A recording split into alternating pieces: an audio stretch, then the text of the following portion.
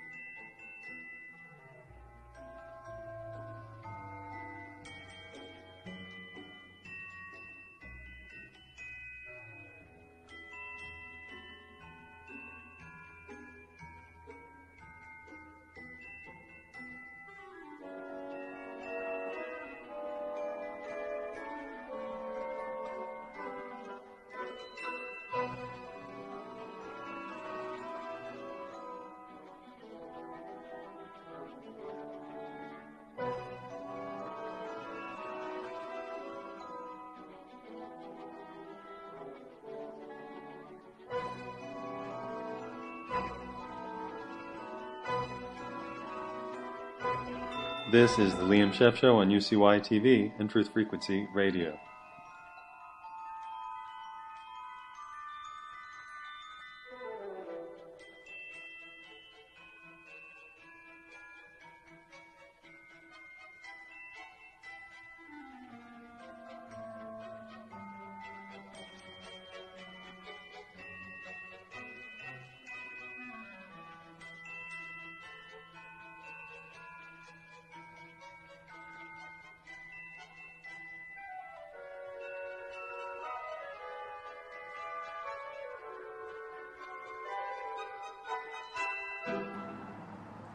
In America, there's one place that we're allowed to have a fulfilling sex life, and it is in a relationship, a very special relationship. That relationship is with our, well, you have a choice, television or computer. My name is Liam Scheff. My book is Official Stories. This is American Heretic. My other book is The Truth About Love, by the way.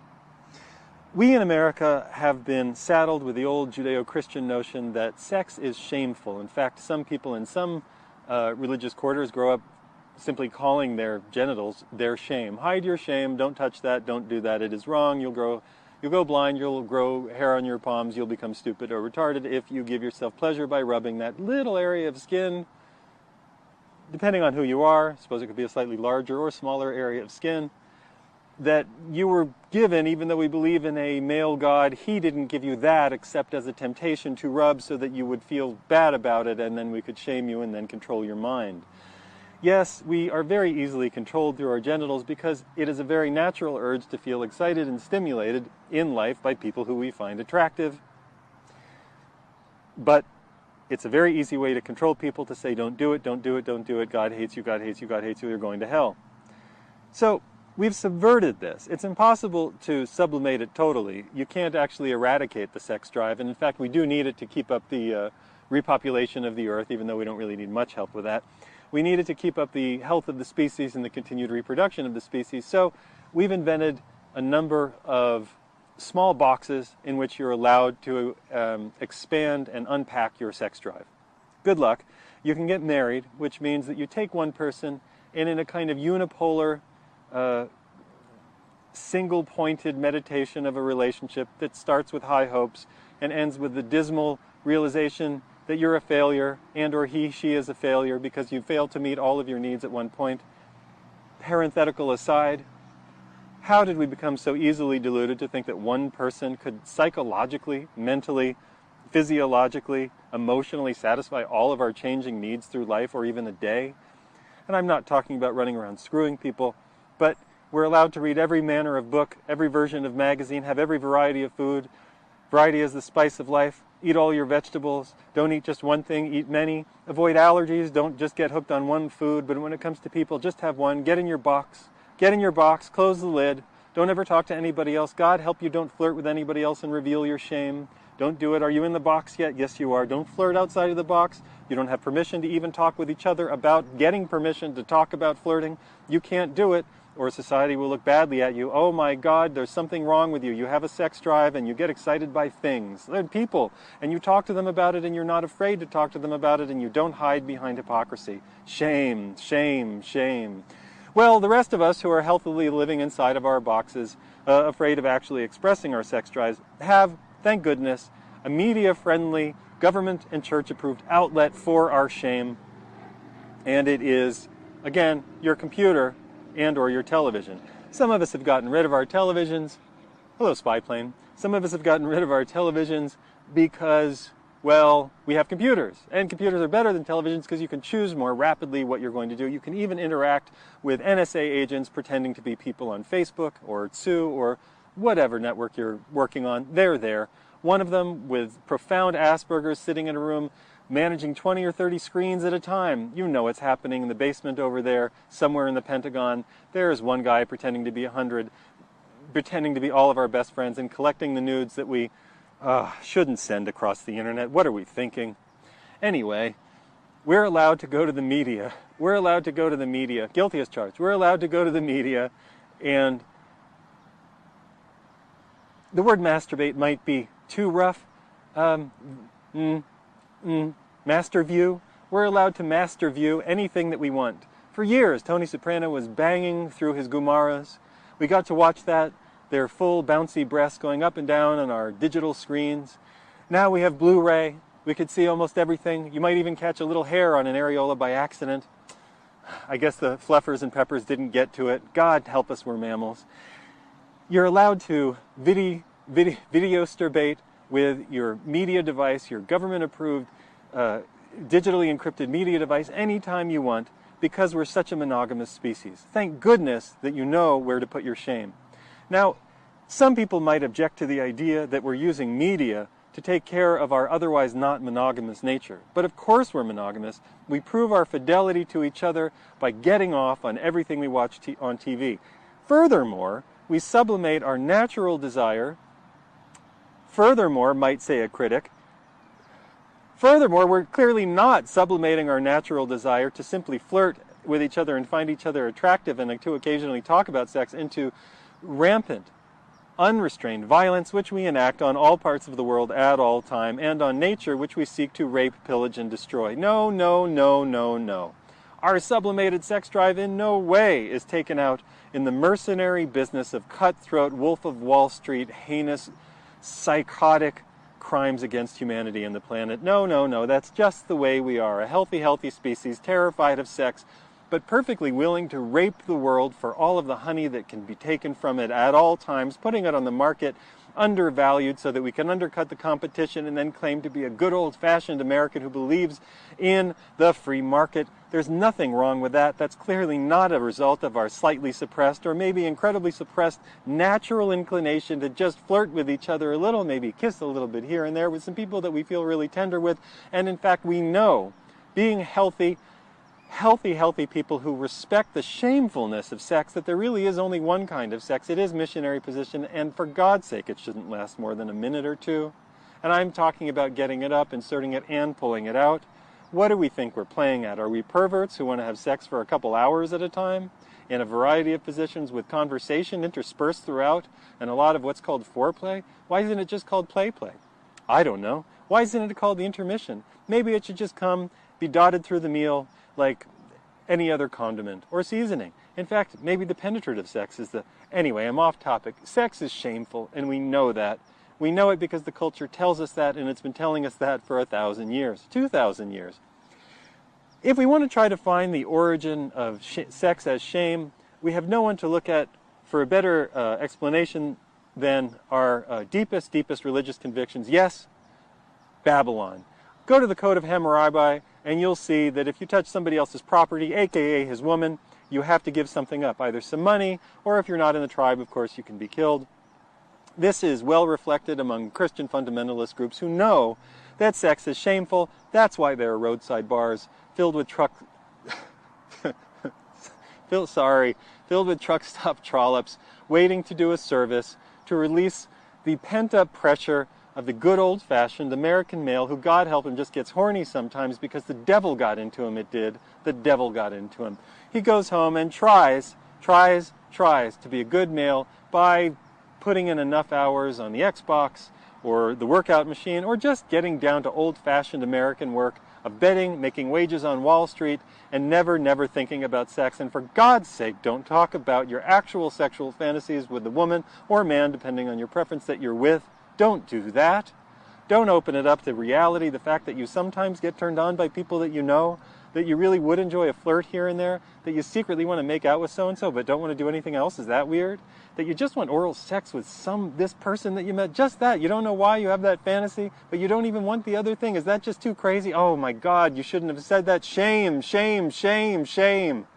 Oral sex is shameful. That's why it's in the movies. That's why movies have a special rating for it, so you can know, just in case you're interested in seeing what's wrong, that you can go to the multi-billion-dollar industry that provides you with images for future reference and study of all of the things that we're afraid of sexually, because they are shameful, shameful, shameful. You should definitely be ashamed of your genitals and all of the impulses that run through them. That's the message that we really should live with. That's the message that drives us to warfare. Helpful, honest, depleted uranium-filled warfare to take back what's ours from those brown-skinned or whatever skin color, they probably brown-skinned people who take from us our freedom, who hate our freedom because we are free. Everybody knows that we're free. That's why we have so much media that helps us resist the terrible, terrible, terrible sin of temptation that comes from having genitals at all. Oh God, why have you tempted me so? Satan, get out of my boner. Now, on the other hand, and there is another hand, there's always another hand. Sometimes you can pinch it, I suppose. It might be possible, and some people have put forward this radical notion, that sex is a normal part of life, that we get turned on because we're mammals, that a healthy sexual mind is one that doesn't restrain itself from enjoying the feeling of attraction to peers and friends and loved ones who are dear to you, who you interact with, who you care about, who you have wonderful, deep conversations with, who move your heart and soul, and sometimes, and maybe it's not a sin, goes this other point of view, sometimes the natural urge, like the mammals we are, is to demonstrate some of that through affection. I know that socioeconomically it's a bad idea to go around just screwing people. It's a bad idea in terms of health because you'll get diseases. But, what if flirting and releasing some of that pent-up frustration were neither a crime, nor a cause for divorce, nor a cause to hire the lawyers to divide what you have into lighting half of it on fire and subdividing the rest among each other, including the broken pieces of children. That's what divorce is about, by the way. What if we were allowed to flirt? We were allowed to just admit, yes, we're sexual, yes, we get turned on, yes, it would be fun to think about some things and talk about them with the people who we trust. Notice I said the word trust. Notice I said the word like. Notice I said the word respect. People we like, trust, and respect. You don't have to go around giving it away. That's not liberation either. That's just reaction to suppression. That is the other point of view. My name is Liam Scheff. I have a book called The Truth About Love, in which you can read about a relatively young man's journey asking questions about these things. My more serious book is Official Stories. This is American Heretic. If you enjoyed this message of out loud, shameful, shameful, shameful, unshameful talk, put a couple dollars into the PayPal. Have a wonderful day, and don't be afraid to flirt a little bit, and maybe be a human being about it. It might not kill you. In fact, it may make you feel more alive than ever. Don't be afraid to talk to your partner about being human. See you next time.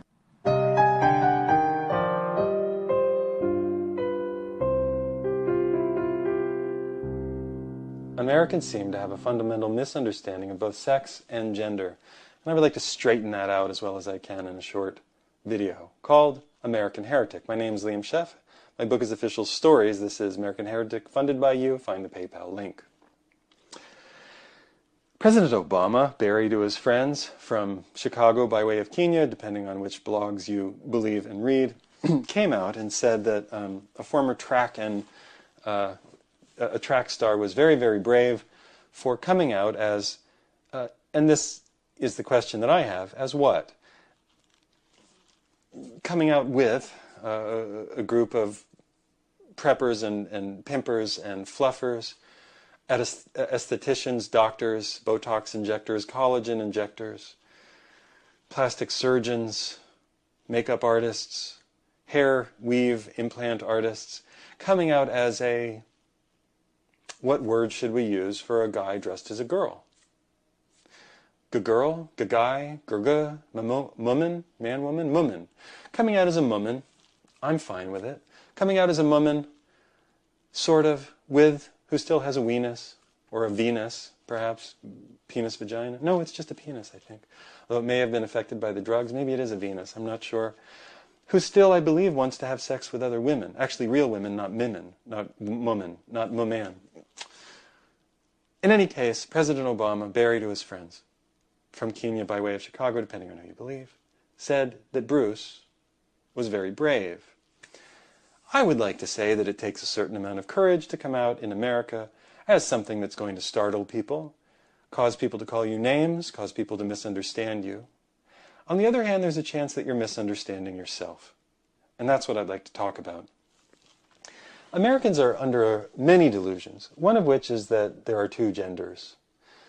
This is not true, and there's never really been a culture on Earth that imagines that there are two genders, outside of America and late Victorian England.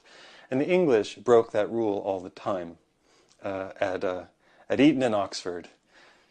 No matter what you were reading, you were probably breaking some of the Victorian sex conduct rules, which were there to be broken. Queen Victoria herself broke them all the time. Just ask her friend John Brown. We are not a two-gender species, even though we think we are, even though we might sort of look like it, depending on your point of view, even though outwardly we manifest as more completely male and more completely female. Our insides tell a different story. The inside of our psyche is neither perfectly male nor perfectly female. And we are not just dual male-female and female-male. We are intensely complex. We have layers and layers and layers of personality that can only be sussed out by something as imprecise and artful as astrology.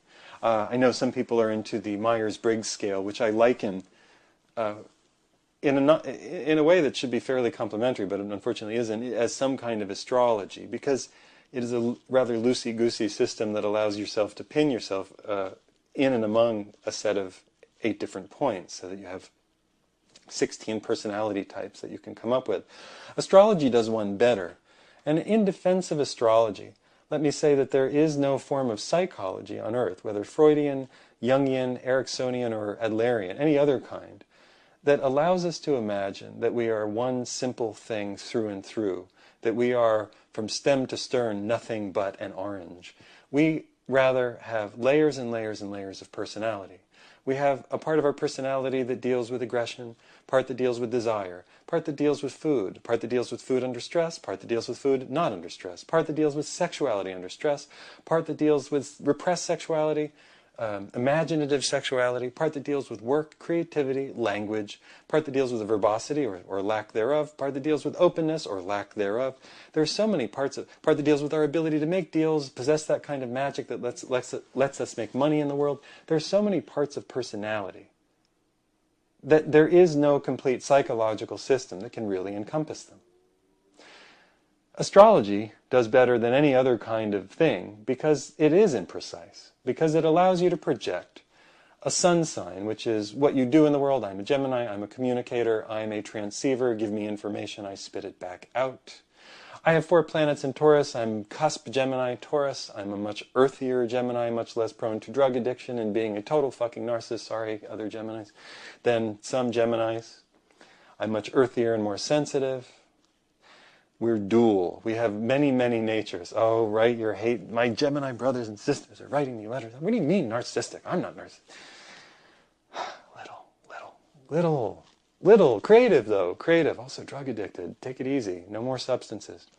We have so many personalities within ourselves that the best we can do is to split them into pieces. So we have a moon, the holding place of our childhood self. Where we are emotionally, what we need emotionally is our moon sign. This, you can say, has no scientific bearing. Nevertheless, it works. It simply works to say emotionally I am one creature, but at work, and in terms of the work that I do, I am another. In terms of the face that I present for the work that I do, I have a rising sign, which is Capricornus. It's another cusp. Therefore, I have another. People who are familiar with astrology are popping, going, yes, of course you're a Capricornus Gemini with a moon in Taurus. Of course you are. Of course you are. Absolutely, it pegs you. See? It works. You end up with different planets representing different positions of your being. One representing food and sex, Venus. One representing communication and other aspects of worldly interaction and the way you think, Mercury. One representing the way that you fight or what you fight about, Mars, Aquarius. Yeah, it makes sense. Oh my God, Liam, you're such a Mars and Aquarius. And then you can rotate that again and put that in houses. And the houses again represent the inflections of the signs that you've already gone through. Whether it's absolutely true or testable doesn't matter, because it allows the personality to be subdivided correctly because our personalities are subdivided by nature. Back to the gender issue. And it should be clear now where I'm going with this. We actually imagine that we can divide the personality, the entire personality of people, into either male or female, given what we now know based on what I've told you, and I think you resonate with, about the nature of the human being, the nature of the human psyche. Just ask Carl Jung how hard a time he had nailing down the human psyche and what it meant.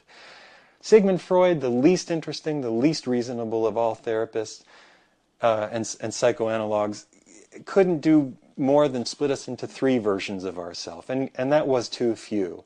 He was so sexually obsessed and repressed himself, he only thought that we cared about sex. Not true.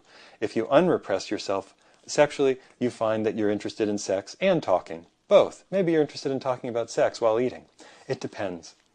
Freud was a little bit right and a lot wrong. Jung was a little more right and still wasn't entirely open. Nobody can get there all the way. Least of all President Obama. Least of all Bruce. Now, in praise of Bruce, it does take a lot of courage to come out doing something that everybody else is against.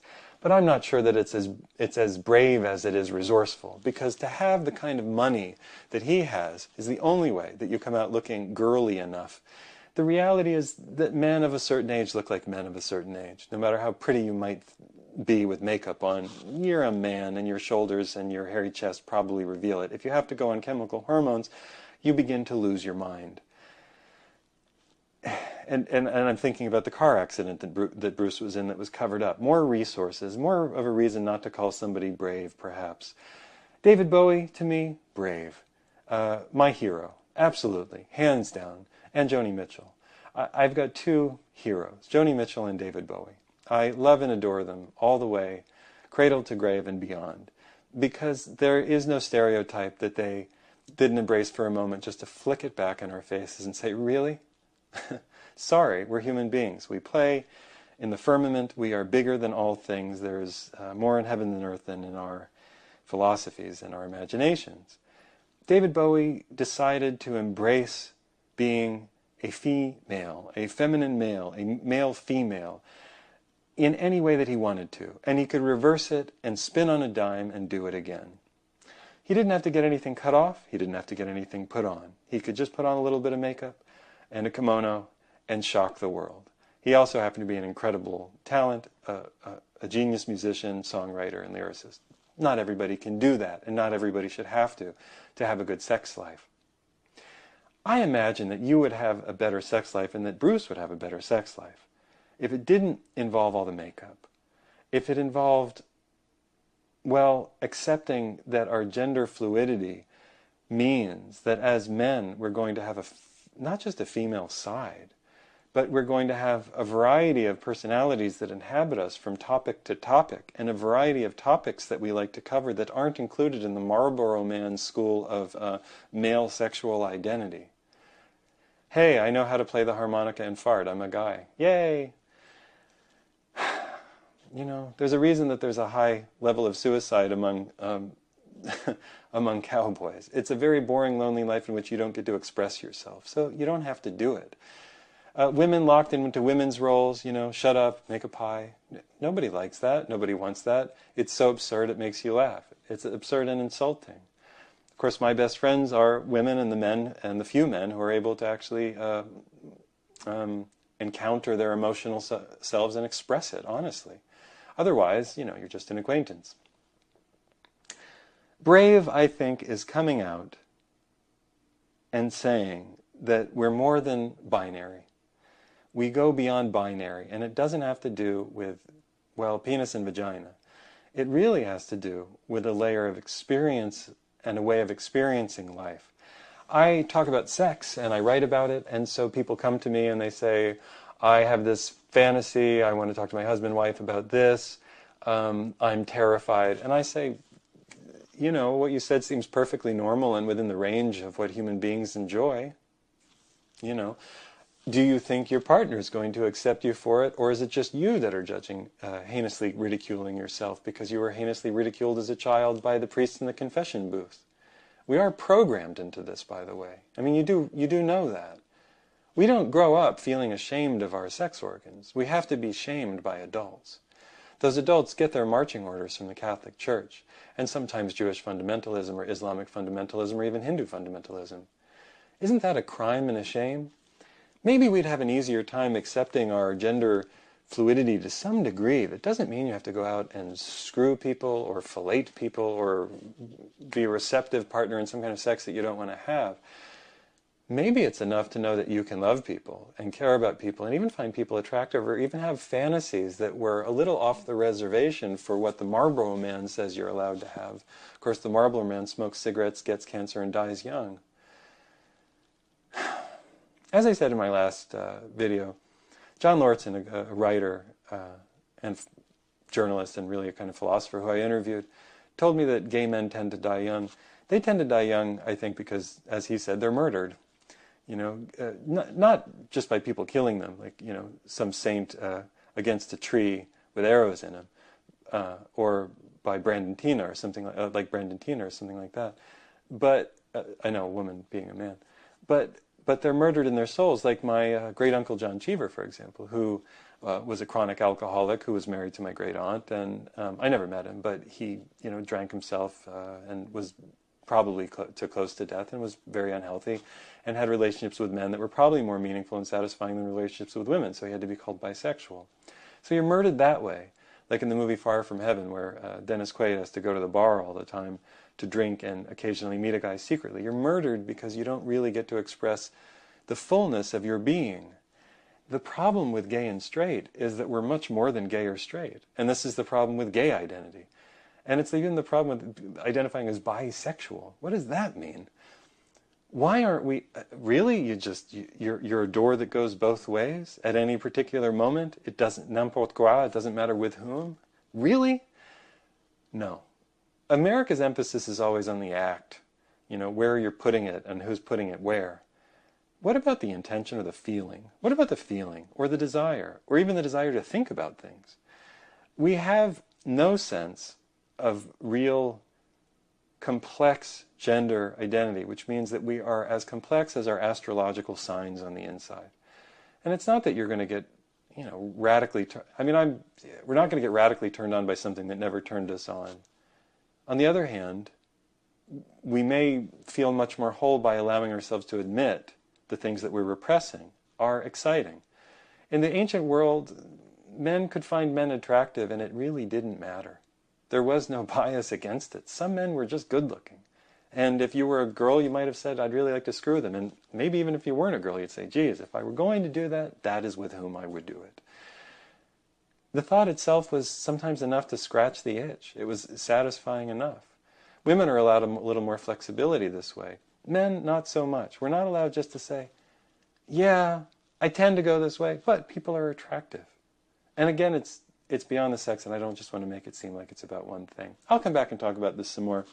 I don't want to get the wrong idea. I'm not looking up your skirt, or am I? My name's Liam Scheff. This is American Heretic. My book is Official Stories. My other book is Truth About Love. If you enjoy this message of uncensored, unbridled, free-thinking, nonpartisan philosophy, please put a couple dollars into the PayPal. Thank you.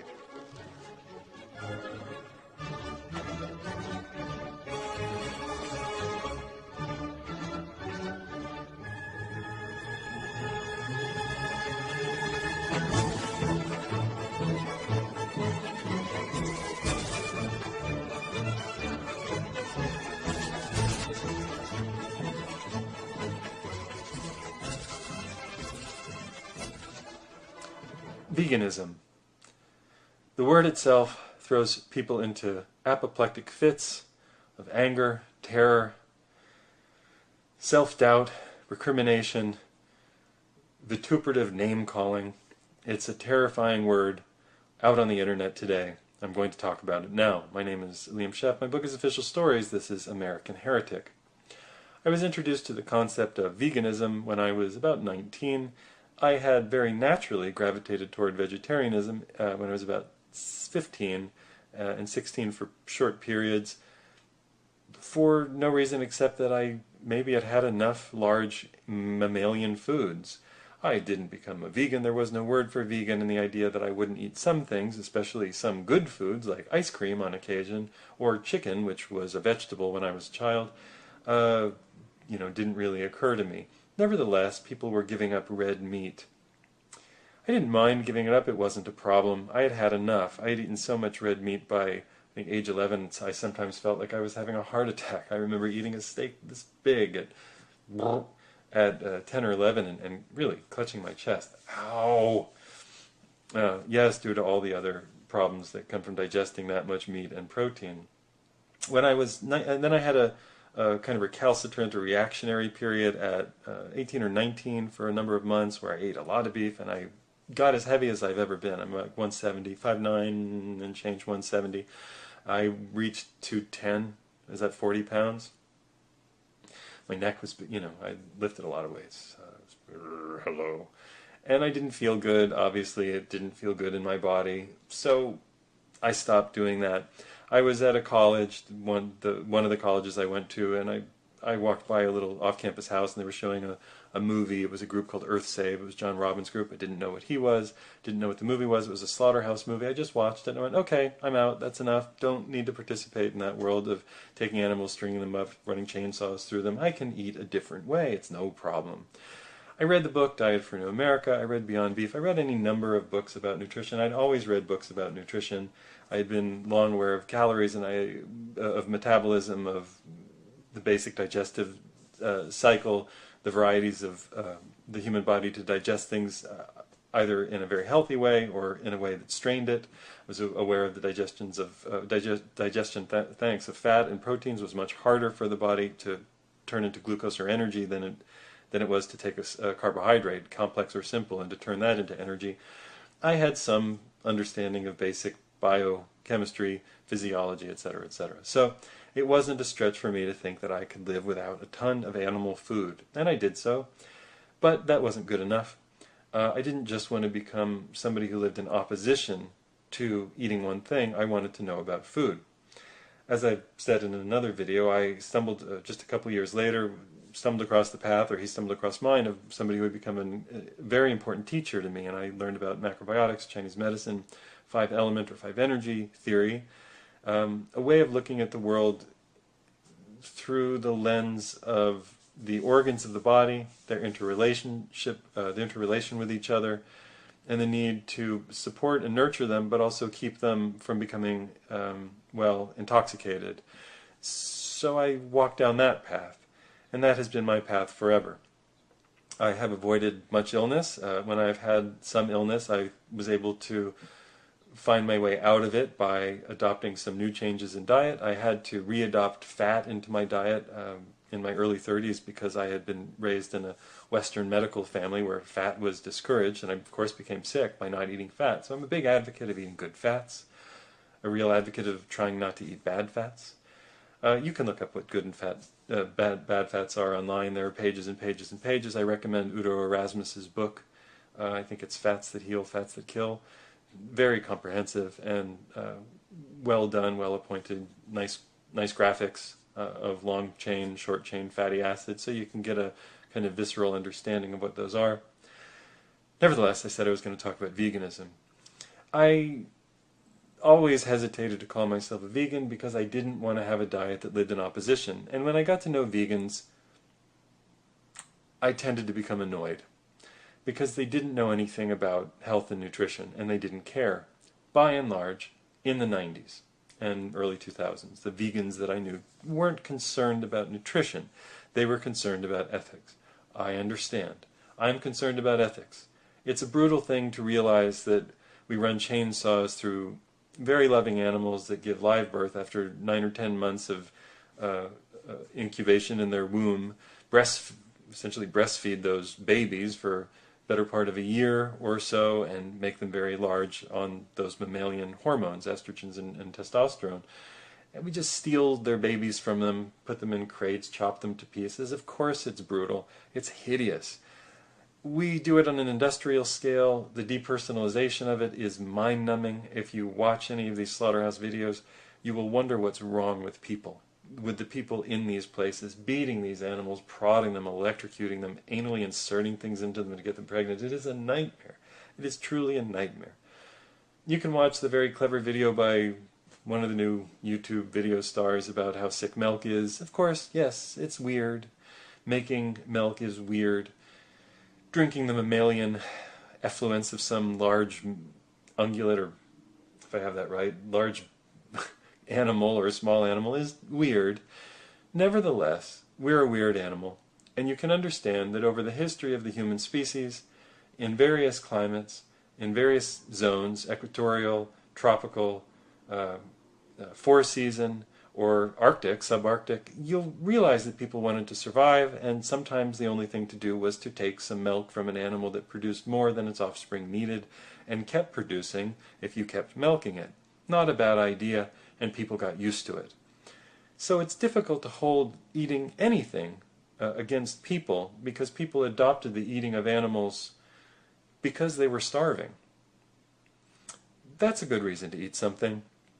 But of course, the land had to support what they were eating, so it is unheard of in any part of the ancient world for people to eat what we eat today. Kings eat what the poorest people in America eat today. Only kings could eat that high on the hog or the cow. We've inbred animals, we've put poison into them. Their food is toxic swill, sometimes recycled animals, sometimes they're cannibals. Sometimes they're eating radioactive material, newspaper, plastic pellets.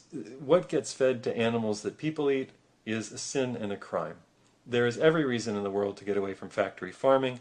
The Weston A. Pricers out there know this.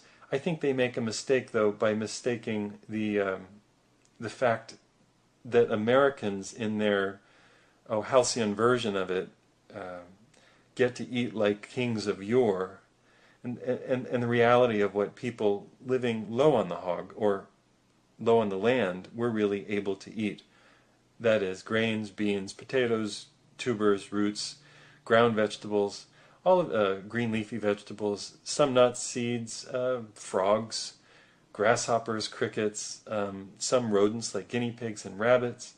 Did I say fish? Every variety of fish that could be put into a lake. Sometimes lizards, depending on where you were living. I already mentioned some insects. People have always tended to get their food from the thing that couldn't kill them just by running it down. And they did so to survive, because life was hard. The ancient Chinese perhaps best exemplify this by eating everything. Very low on the land, things that reproduce quickly were eaten because they were there, they were available, they had nutritive value, and they couldn't be eaten in excess. When you have a lot of people to feed, one person can't eat a steak. That's the problem with the current world, the Western world, the Weston A. Price world, the paleo, the standard American idea, is that we have no notion of a limit to what we eat, because we steal from everyone to get our food. We use the majority of the world's, we use a large majority of the world's oil, at least by national size and population, to produce the food that we use to stuff into cows, to factory farm them, so that we can take some tiny, tiny increment of that that's left over as animal food and sell it for 59 to 99 cents on sale at McDonald's, Burger King, Arby's, Subway, etc., etc., etc. We could best use that food in its native form of beans, grains, vegetables, etc., to eat, to feed ourselves. And we really could, if we were serious about surviving as a species, eat local, small animals. And I know vegans get upset about this. And this is the problem with veganism. I respect some vegans for their principled ethical point of view that it is, well, let's say, there should be some moral prohibition about slicing through a living animal with a chainsaw. Maybe we should agree about that. There should be some moral prohibition against violently impregnating an animal to steal its newborn calf away from it that it gestated for 9 or 10 months, while it cries and moans and goes through extreme shock, just to milk it, to brutally butcher its male calves and raise the next generation of females in this sorrowful state to produce more milk and more calves for us to eat like cannibals. Maybe there should be a moral prohibition against this. I think there should be. Once we get through that, and we admit that what we do to animals is brutal, and that eating the largest animals, the largest, most land-hungry, water-hungry animals to provide us with the least amount of food, perhaps there should be some logical prohibition against that. And perhaps a logical prohibition is enshrined by a society as a moral prohibition over time. Perhaps that's why, as has been suggested by, for example, Marvin Harris, the Indians have a moral prohibition against eating cows. When you're poor, you don't eat your tractor. You don't eat the producer of milk. You treat it well. You treat it as well as you can. And that's what happens in India. They do eat cows, by the way. They eat the ones that are about to die. And there are various classes that are allowed to eat cows more than others. So you can see that a moral prohibition is there really to protect an economic interest, which means it protects the well-being of a people who aren't running a nation on oil. And if that was all too complicated, I'll say it again in another video. Because we have so much oil, we're able to eat so high on the land, so high on the hog and the cow, that defies an actual order of energy, supply and demand, thermodynamics. We actually defy what would be logically sustainable, economically, environmentally sustainable in our world. But we steal oil from certain lands, flood our land with the natural gas fertilizers that we take from there and render into ammonia onto the dead soil, and grow dead products like dead corn and dead wheat and dead soy that has no nutritional value or very little nutritional value except for the artificially mined potassium phosphate and NPK, nitrogen, that we suffuse the ground with. Vegans don't know enough about food. Maybe that's the bottom line. They don't tend to know enough about nutrition. They're getting better at it. There are reasonable arguments for a plant-based diet. Very reasonable. But a plant-based diet shouldn't be dogmatic. It shouldn't stop people from eating if they tend to produce a lot of frogs or rabbits or fish locally. They will probably eat some frog or fish or rabbit. And vegans are going to have to accommodate themselves to that in a low-energy environment. They will have to eat some insect and be very happy for it. When it's difficult to produce fats, as it sometimes is when growing plants, if you don't have a good enough environment to produce fatty seeds like, well, avocado or even seed and nut trees and bushes and shrubs, because you need a particular growing season to do it, you're going to be very happy to have an abundance of grasshoppers or fish, things that can survive in cold water. There are reasons that people eat the things that they do. The reason that we eat so much of the things that we do now is because we got oil, which allowed us to plunder the world with the immense power and energy in the abundant oil that we used to have. We don't have as much oil as we used to. That's in decline, and you can look at countries whose oil volume has declined to see what happens when it goes down. They are eating dogs and cats in the street because they're hungry. So I'm going to put forward an argument for vegans. I understand your ethical position. Now expand it. Make it about local and sustainable, and you won't have any argument from anyone, because you won't be ethically pinned to a position that you can't defend in terms of hunger or starvation or some other kind of environmental holocaust. You're going to be on everybody's side and say, let's eat locally, let's eat low on the food chain so everybody has enough. If you do that, then you can be an ethical vegan as long as we can import all the things that you eat from far away. While that lasts, you can afford to be as ethically vegan as you want to, the same way that the paleo people can be as artificially fake paleo as they want to be.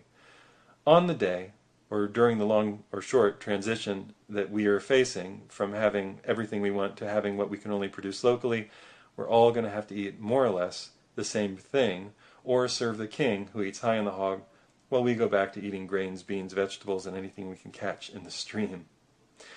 My name is Liam Scheff. My book is Official Stories. If you enjoyed this message of dietary, philosophical journalism, please put a couple dollars into the PayPal. Remember, low in the food chain is probably a little better for you. See you next time.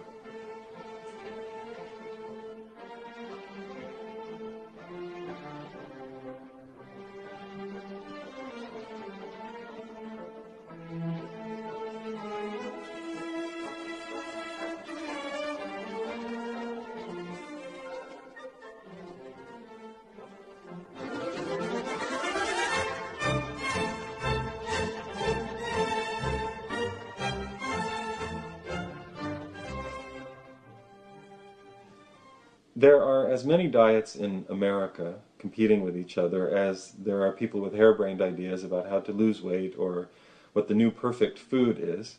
The Weston A. Price Foundation puts forward a rather medieval notion that the best thing you can eat is offal, guts and intestines and liver, excretory organs, brains, hearts, things that make your stomach turn a little bit. But they say that we have to get over that because that's the best thing for us.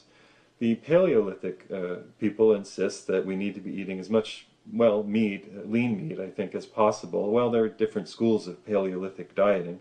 None of them, of course, come from the Paleolithic itself, which is a period unknown to us except through a few bits of remained fossilized vegetable, lentil, early barley material in the molars of early humans or even Neanderthals. Nobody really knows what they're talking about when they say paleo. There are no Paleolithic vegetables because we've hybridized all our vegetables long ago during the period of, the advent of farming. There is nothing from then that we eat now. I suppose you could just go try to live on fiddlehead ferns and salamanders. I suppose you'd be pretty Paleolithic then. There are the vegans who eat, a lot of soy, and hopefully non-genetically modified soy. Certainly more soy than you probably get anywhere outside of Okinawa, which is to say that Asians have always eaten a lot of soy, and it was one of their primary food sources, and it seemed to do fine for them as a race or group of people in holding a massive half-continent under civilization and creating a bureaucratic method of governing a great deal of China, Asia, Korea, etc. The idea that soy is a terrible, terrible problem because it contains some anti-nutrients is something that I'll get into. And then there are the moderate eaters in America, the Michael Pollans of the world, who insist that we're omnivores, but I think miss something important in that equation. In America, we have to understand things as reductionists because we are a so-called scientific nation. We don't believe in woo science, so we can't talk about energy in food. But food is, of course, energy. It is nothing but collected or collated energy that comes in through the sun and then grows through the magic form of plants that are here for reasons that no one can really explain through simple Darwinism. We seem to live in an electromagnetic universe that has a will and manifests in many forms that, look to, you could say, the spiritual eye to be eternal, but, that's more woo science. Chinese medicine, macrobiotics, Ayurveda tend to look at the world in an energetic perspective. The paleo people don't, the Weston A. Pricers certainly don't, the vegans don't, and the Michael Pollans of the world don't look at the world as a series of intersecting energies. I studied macrobiotics, and macrobiotics isn't a diet, or at least it shouldn't be. Now, there are people who insist that macrobiotics is a brown rice diet, but they've entered a cult of Japanese thinking. I have a great love for Japan and the philosophies of Japan, but you shouldn't be eating as a Japanese monk unless you're a Japanese monk. But the basic principle of macrobiotics, as with our Ayurveda, is that we eat the food that grows seasonally where we live. We eat it in a combination that is pleasing to our digestion and that pleases the various cycles of seasonal energy and of the 5 energy systems of the body. This is very interesting. Suddenly we're in a 5 energy system rather than a very reductive system of don't eat this because it contains leptins and don't eat that because it contains phytates. And even though phytates are actually an antioxidant and you can get rid of these things by cooking them or soaking them, and even the amount that's so-called an anti-nutrient is vastly overwhelmed by the nutrients in the food that you eat, don't eat it because it's an anti-nutrient. One note about anti-nutrients. I find that the most undisciplined, unschooled, and unsophisticated talk coming out of people who read one notion of something about a plant or something else, and they say, well, it contains anti-nutrients, don't eat it. I hate to break it to you, but everything is an anti-nutrient in excess. Water is the chief anti-nutrient that you can consume if you consume too much of it. It will rid your body of all of its minerals and salts, and you can actually die drinking too much water. Vitamin C, a very important nutrient, is an anti-nutrient if you eat too much of it. You will shit your guts out, you will purge yourself and hold on to nothing in your body, become very sick and dehydrated. Sunlight is an anti-nutrient in excess. Leptins, then, which some people have concerns about in plants, is hardly an anti-nutrient if it's balanced with the nutrients in the plants, or if you cook it. I remember having a conversation with a former Weston A. Price chapter member who declined to continue to be because he was a little tired of the dogmatic rubric in the group, and he was railing about soy, and I said, so how do you get rid of these anti-nutrients? And he said, well, you can cook it. And I said, okay, we're done. Everything is an anti-nutrient in excess. Now, what is the greatest anti-nutrient that all of the paleo people and Weston A. Price people don't talk about? The greatest anti-nutrient in the foods that they love to eat is the food that they eat. It's protein. Protein is an intense, incredible anti-nutrient. We achieve excess in protein rather quickly. The body has nothing to do with excess amino acids, but break them down into amino acids, which then go through the body and rob the body of alkalizing minerals, the things that we need, magnesium, calcium, etc., to have strong bones, to have a strong immune system, to have a strong body. We rob the body of these things by eating excess protein. But these diets are built on ketosis, the idea that we should be eating excess protein. They don't consider their diet full of anti-nutrients. They miss the primary problem. Protein is an anti-nutrient in excess, and it is easy to achieve an excess of protein. In fact, they ask you to achieve an excess in protein. I predict that the long-term effects of these diets will be stones in kidneys, gallbladder problems. Well, you saw what happened to Atkins and the poor guy. I'm not trying to mock anyone, but there was a fellow from the Weston A. Price Foundation who died very, very young, although he was an intense advocate of cream and butter and eggs and raw everything, and more and more and more and more protein and high levels of saturated fat.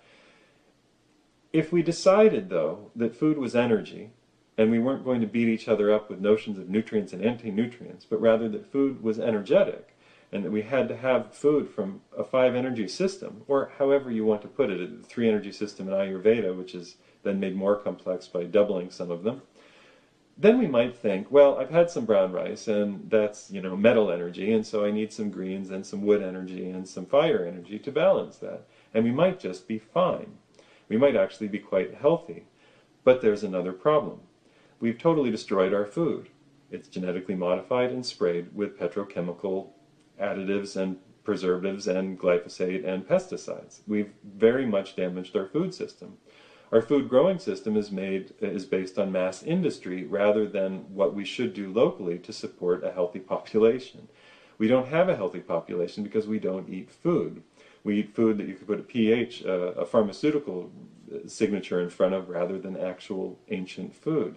There's another even more significant problem. Even more significantly, none of us actually eat food. All of us, nobody's on the diet that they say they're on. All of us eat food that comes from one place. Do you know where that place is? The place is called a truck. I don't care if you're a vegetarian, a fruitarian, a meatitarian, a carnivoritarian, or an omnivore, you're actually a truckitarian. All of us in America are truckitarians. There's no way around that. I don't care what diet you eat. Everything that you eat comes on the back of a truck. 2.4 million long-haul tractor trailers in the United States, 24 million commercial trucks or so, bringing us everything that we eat all day long, all year long. Until when? Till there's an interruption in that most important thing that we imagine that we don't actually eat. Gasoline. Gasoline and natural gas. Natural gas to make the food grow in the fields. It's turned into anhydrous ammonia, which is a fertilizer that we get from taking an oil product and spraying it on our dead fields. We're truckitarians. We're oilitarians. We're petrolitarians. We are in a shitload of trouble. Because instead of thinking about where our food comes from and whether we can sustain ourselves in the advent of an oil decline, we're busy beating each other up on useless, endless vlogs about leptins and phytates and, well, whatever it is that you think is important to you. The vegans will lose, and the Weston A. Pricers will lose. And yet only the people growing food locally will win, and that food is going to have to be the stuff that grows quickly and abundantly and provides enough nutrients so that we don't just fall off the face of the planet when we run a little lower on gas and it gets very expensive. My name is Liam Scheff. My book is Official Stories.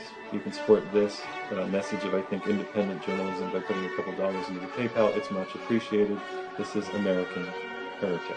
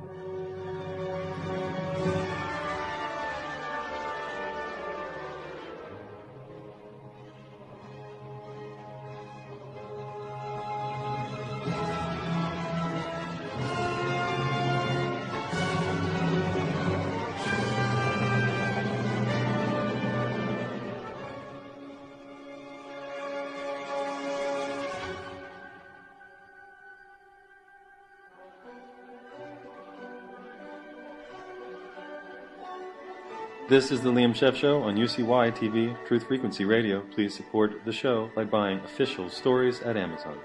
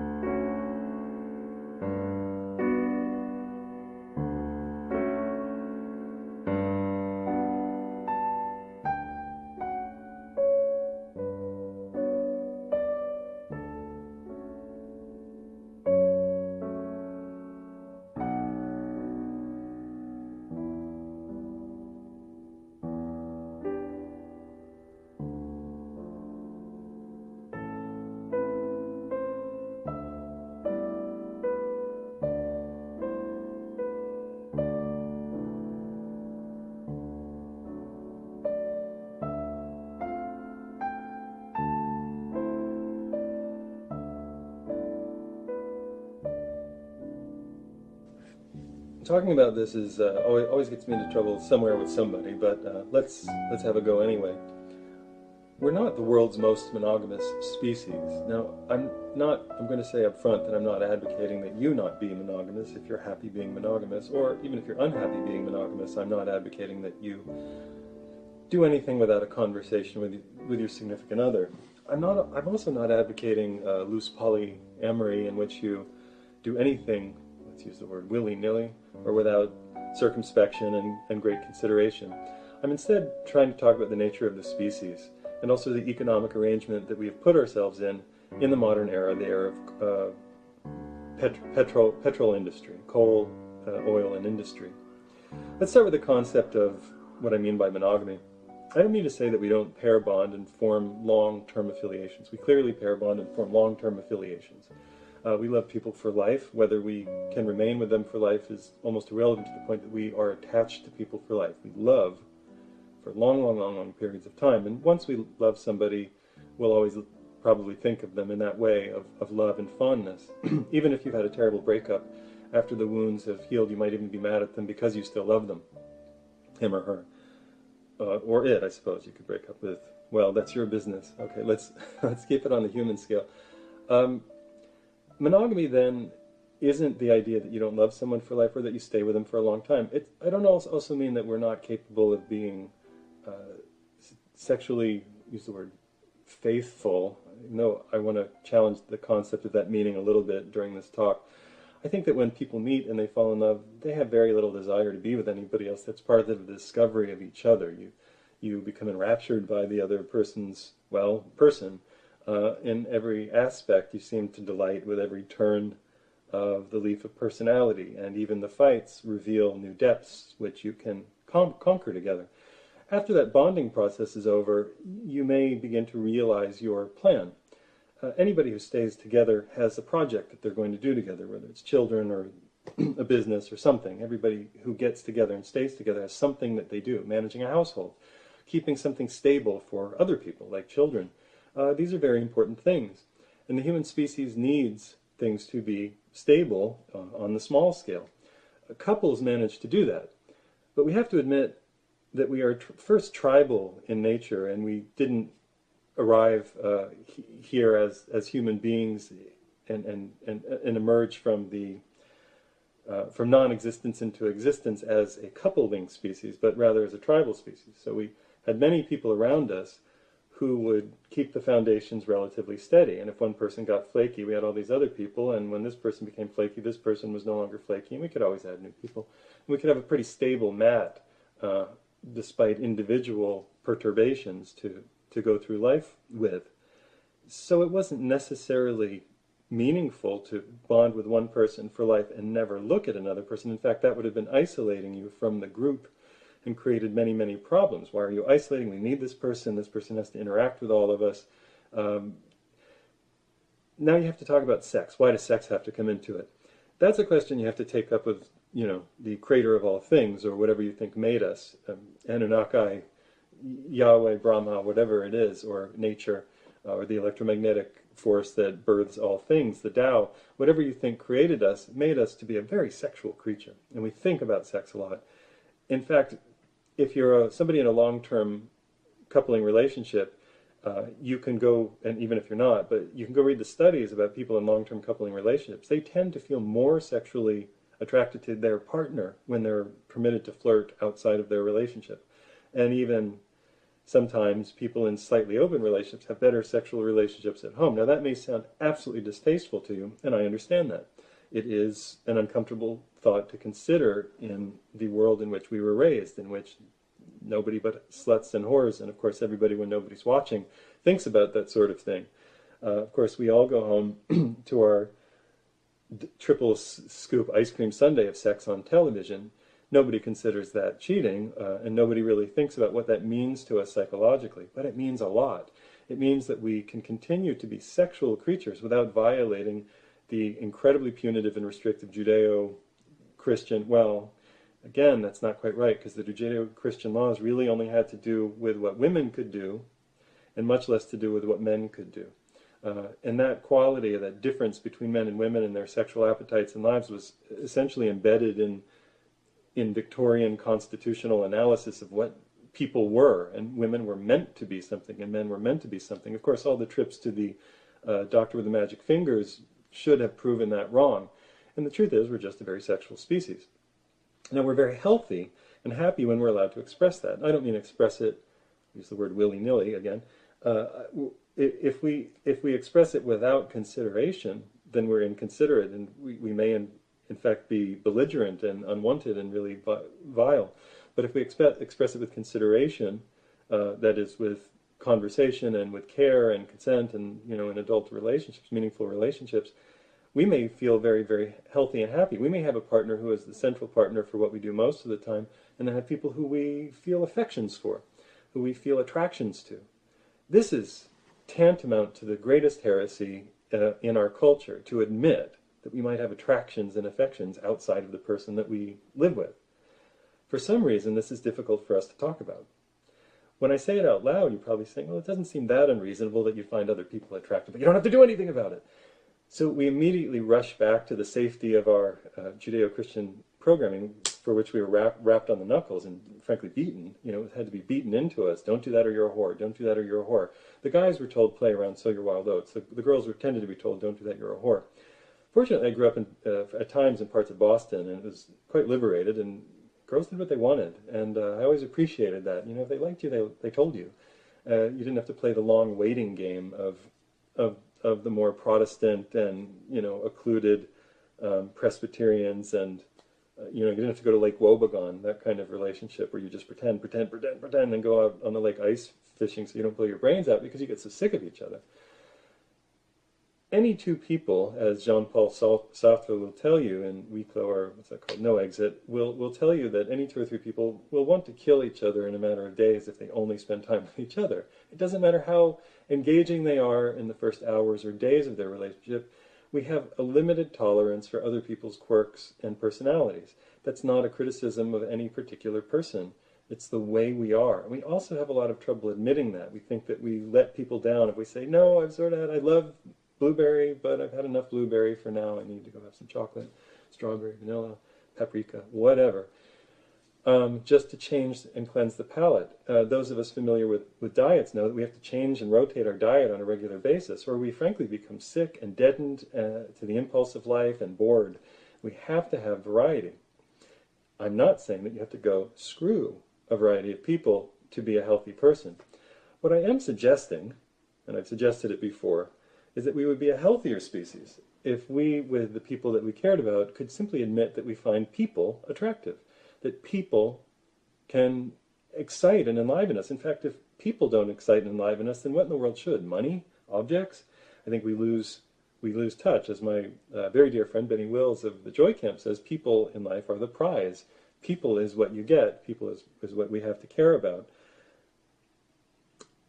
It's very difficult for people to talk about this within relationships where there's a lot on the line, where you have several children or many children or a couple or huge debts together, huge investments, because we're afraid culturally. We've been programmed Judeo-Christianly to live inside of little bubbles in which the house is banded by the relationship, and any stepping outside of that is supposed to totally destroy that, destroy the safety of the web that you two people created so that you could support children. Well, remember, we're actually tribal, and we really are supposed to support each other. I think regardless of, once you're in a relationship for a while, you frankly owe the person that you've spent a lot of time with a certain amount of loyalty to their well-being. And I don't mean that you owe them sex. I mean that you owe them loyalty to their well-being. And should two people find that they've graduated from, the school of early romance into the long school of adult responsibilities, and that they need some other things in their lives, I think that they still owe each other loyalty to that project. And that project is very often a family, but it might as well be a business. I hope this isn't too confusing or too scandalous for any of you. I think we're headed back to a more tribal way of life, come hook or crook, and I'd like us to be a little more forgiving than Leviticus and the Old Testament about it, so that we can have more adult conversations and not constantly let the old Catholics crucify us for our cares and for being human.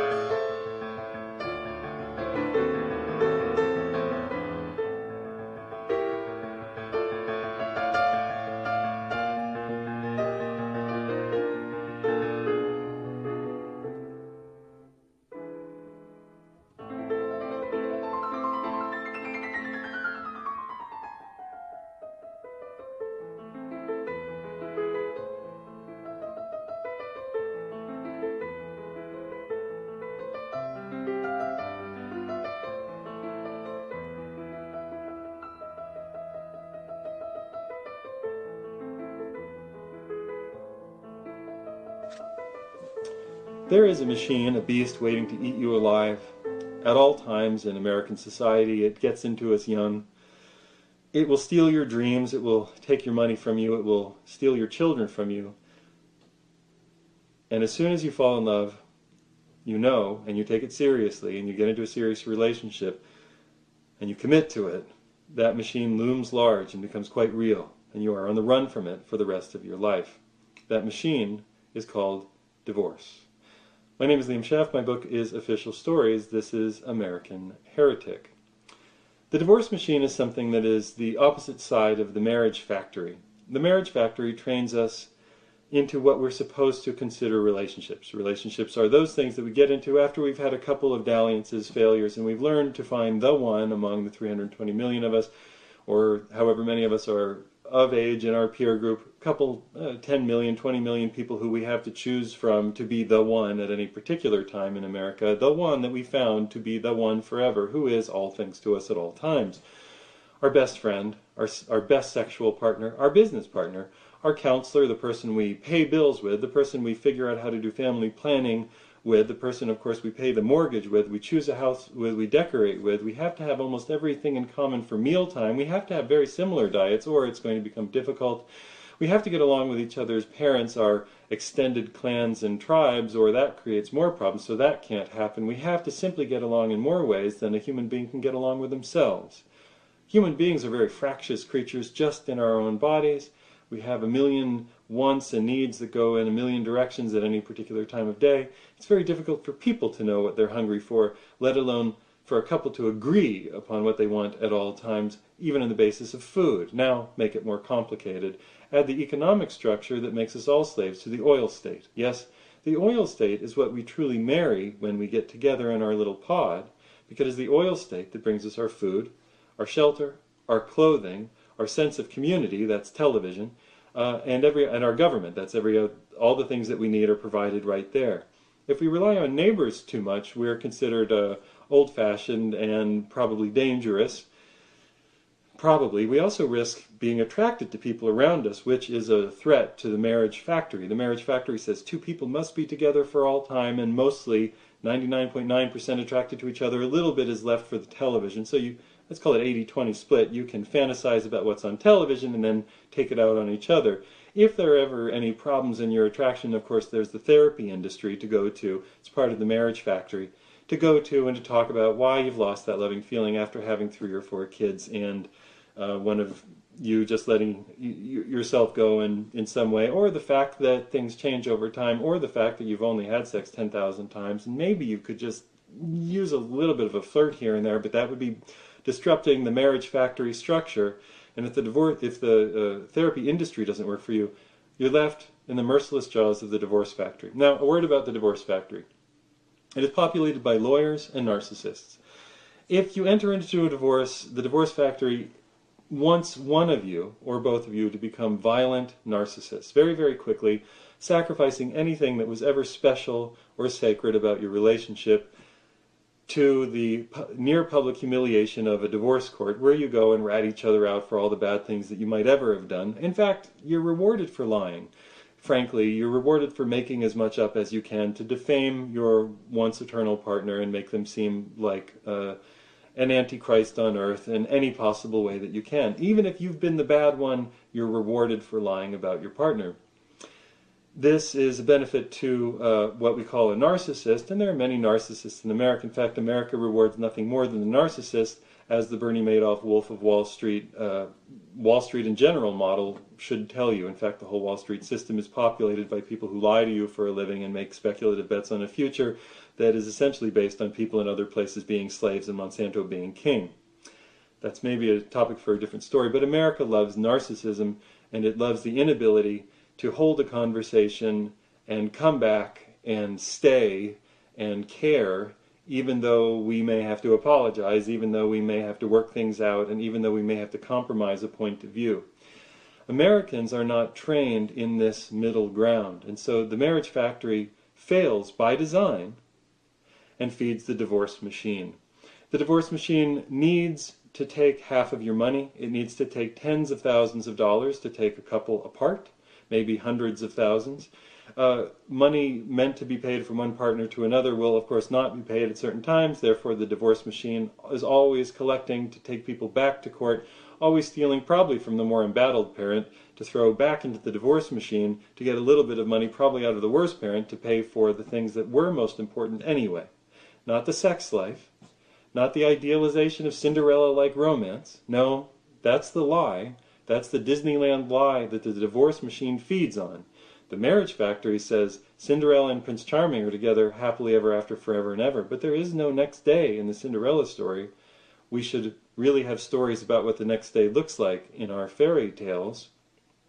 We should really have all of the varieties of marriage listed when we decide to get married. A word about the varieties of marriage. We're told that marriage is one thing, forever and ever, love you forever and ever till death do you part, forsaking all others, of course, except, of course, television, photos, advertisements, everything else that screams to us of sexuality, that titillates us, and gossip, our favorite American pastime, talking about the lives of others, something the East Germans were very fond of, something that we do all too much. We become titillated and excited about the lives of others because we're not living our own lives, because we're not permitted to live our own lives, which would probably involve a little more flirting and a little more happiness than we're permitted in the Marriage Factory, and we don't want to risk going to the divorce machine, so we just pretend that we don't and we gossip about those who do. Marriage, what's the line? Never to the marriage of true minds admit impediments, but there are always impediments. People are so complex that we can't get along with ourselves at any particular time of day. Our stomachs go one way, our minds go another. We don't keep the promises to exercise more or less or work harder or fewer hours than we said that we would. So why should we be exactly mentally locked in with any one person at all times of day, all day long? It's an artificial construct that is built to fail, thus feeding the angry, blood-soaked maw of the divorce machine, which is what it wants. The lawyers are there saying, yes, come on in with your tears. Oh, it sounds so terrible. God forbid you two should be able to talk like adults. Let's take it all apart. Here, sign over half of everything. That's for us. And then you guys fight among the rest. And the kids will be scarred forever because we misunderstand what marriage is for. In the ancient world, marriage was a very, very different animal. To get a divorce in Rome simply meant walking up to your partner and said, I'm divorcing you. Or maybe mildly petitioning for it at different times in the empire, and then you were divorced. Children, of course, are always children of a family. Tribally, you can't get divorced in any meaningful way because you can't get married in any meaningful way. In many tribes around the world, marriage is hanging your hammock in somebody's hut for a period of time. The children are never subject to your divorce should you decide not to be a happy couple forever and ever. Should you decide you really work better as friends or co-hunters or business partners or co-farmers, but not as a eternally romantic couple, the children are not punished. The children are the children of the tribe, the family, the extended family. The children don't have to go live in one person's hut or the other. They grow up in the tribal land. This is something that we, well, to use the word, evolved with. We're very used to it as a species. We're not used to the structure of living in isolated lifeboats, these things we call suburban apartments and houses, which have to be divided in two should people not get along well enough. You put on the plastic happy face all the time so that you don't have to go into the divorce machine. Marriage comes in a variety of colors. Some of those are the early kind, the romantic flavored zeal, where you're just full of love for each other and every new moment is a discovery of each other's passion and magnificence. That tends to give way to the discovery of each other's humanity, the shortcomings that you face with each other in some way or another. Somebody's different in this way and that way, and there's nothing you can do about that because people themselves are different from themselves through periods of life. How will you not be different from somebody else through periods of life? It's a myth. The Marriage Factory imbues us with this myth, with its Disney movies and its Cinderella medieval fantasies, which are all really sold to make, in many ways, women happy, being subservient in the home, in many ways men being slaves in the field. It doesn't have much to do with us as actual people in the way that we relate to each other over time. It certainly has nothing to do with grown-up, emotionally mature friendships in which people communicate their needs over time, the complex nature of their relationships over time, through words carefully chosen to best represent what we're actually feeling and be as unvindictive, as least vindictive as possible. We aren't trained in that kind of communication. So when that magical early phase ends, we grasp at it and we paint the face on. We're fine, everybody, we're fine, okay. Then you go to the therapy. You go to the therapy industry. If it doesn't work out well enough, if we're having some problems, we're only having sex once in a while, well, we better go to therapy. Maybe the marriage factory has actually conditioned you to think you need to go to therapy. Maybe you're functioning in an entirely normal way. You've become wonderful business partners and managing the household and the children. You know everything about how to manage that household and those children, and you're good at it. But you've become a little distant. You don't have the energy to fulfill those adolescent needs, and I'm not putting them down, but those early romantic needs that shouldn't go away through life. Maybe those romantic needs would be better spent doing a little bit of off-campus flirting here or there, outside of the reservation, and remembering the obligations you have to the home, remembering that you're tribal at root, tribal in nature, and that your tribe is always your tribe. And if you happen to develop other important relationships, they'll have to be weighed as to whether they're good enough to be in your tribe over time. You begin to see that you don't have to give in to the divorce machine if you begin thinking a little more tribally. You don't have to give in to some sort of redolent polyamory in which you're leaping from partner to partner very, very quickly either. You can have something that Americans don't understand, which is a sane middle ground. You can actually have a middle ground which you test first in conversation. If the marriage factory weren't so severe in the penalties of the divorce machine, we might be able to have happier relationships over the continuum of life. We might be able to support the children that we made in the early zesty part of the relationship through the business part of the relationship, in which we become very good, solid friends and business partners. Instead of looking at marriage as a failure when you reach the nature of good business partners, you've actually achieved what happens in every tribe.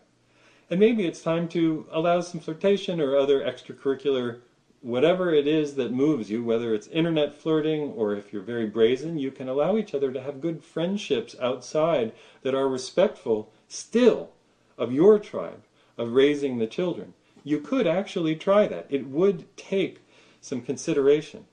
It would take you disbelieving Mother Church and State and the rules that it has created for you to become an isolated pod among a sea of people who could be your friends and co-tribal people. And I don't mean that in a sexual way. I mean they could be heart-to-heart co-tribal people who help you raise your tribe as you help them raise their tribe in your communities.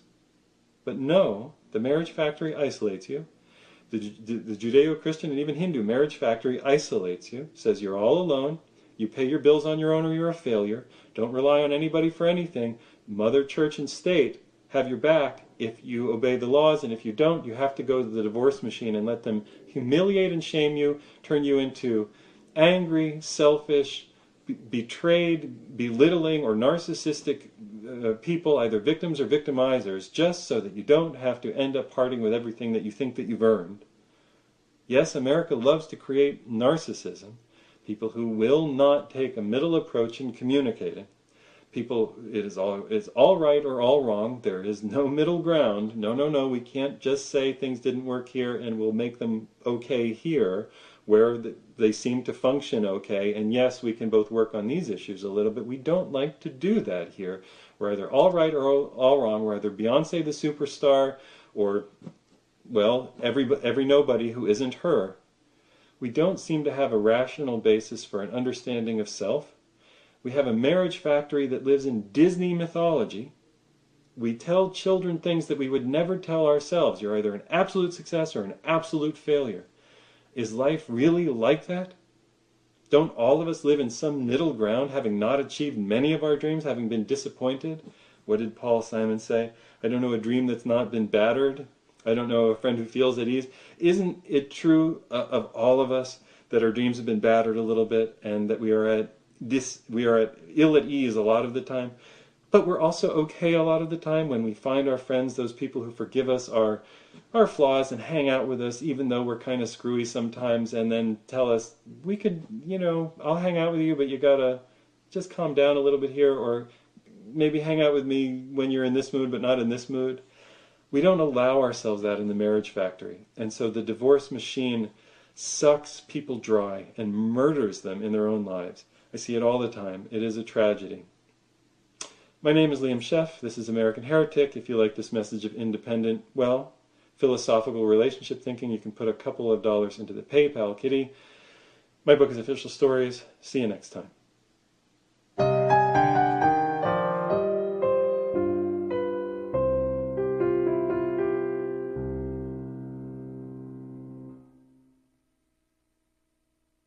There are some people, and they are relatively few by percentage, who believe that religion is true. There are many people who believe that they are religious, but they don't believe the former. This should show you what a complexly obdurate, hypocritical, self-deluding, self-delighting species that we are. I'd like to talk a little about the difference between people who are a little bit religious and people who believe that religion is true, and I'd like to offer a possible solution to the problem. My name is Liam Scheff. My book is Official Stories. My other book is The Truth About Love. This is American Heretic, funded by you. Religion is a series of stories. The stories seem to mirror each other throughout time, throughout societies, across cultures, across continents, from islands to archipelagos, to peninsulas, to great continents. We always have dying and rising gods, gods that represent the harvest, gods that represent the grain, gods that represent the gourd, goddesses and gods that represent the sky, the warriors of the sky, the decapitated, head-birthing, leg-birthing, thunder-hurling animus, the souls of the heavens. The stories are the same all over the place, and people like Fraser, The Golden Bough, I believe, and Joseph Campbell, of course, in his many, many books and famous video series with Bill Moyers.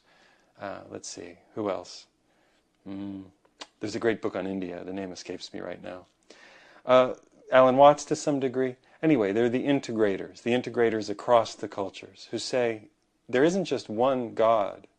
There isn't just one god of earth. There isn't just one goddess of the moon. In fact, across all the cultures, there are reflected the same set of gods. Once you bite onto this hook, it's impossible to look at religion the same way again.